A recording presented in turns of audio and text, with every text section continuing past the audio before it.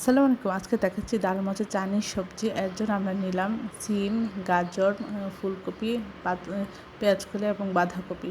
সবকিছু নিয়ে আমরা অল্প পানি দিয়ে হালকা একটু 10 মিনিট আমরা সিদ্ধ করে নেব। নিয়ে আমরা নামিয়ে রাখছি। তারপরে আমরা এর মধ্যে দিয়ে দিলাম পেঁয়াজ, কাঁচামরিচ দিয়ে আমরা 1 চামচ আদা বাটা, 1 চামচ রসুন বাটা দিয়ে মুরগির বুকের মাংস দিয়ে আমরা একটু ভেজে নিলাম। নিয়ে একটু ডিম ফেটিয়ে দিয়ে আমরা এটা ঝুরি ঝুরি করে এর সাথে মিশিয়ে দিচ্ছি। তারপর আমরা এর মধ্যে দিয়ে দিলাম ক্যাপসিকাম এবং মটরশুঁটি।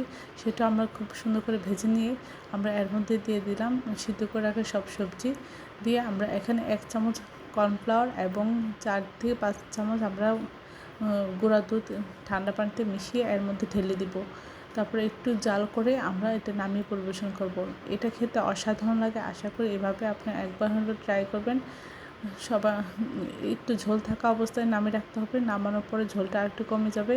এটি খেতে অসাধারণ হয়েছিল। আশা করি আপনারা এই রেসিপিটা একবার হলেও ট্রাই করবেন।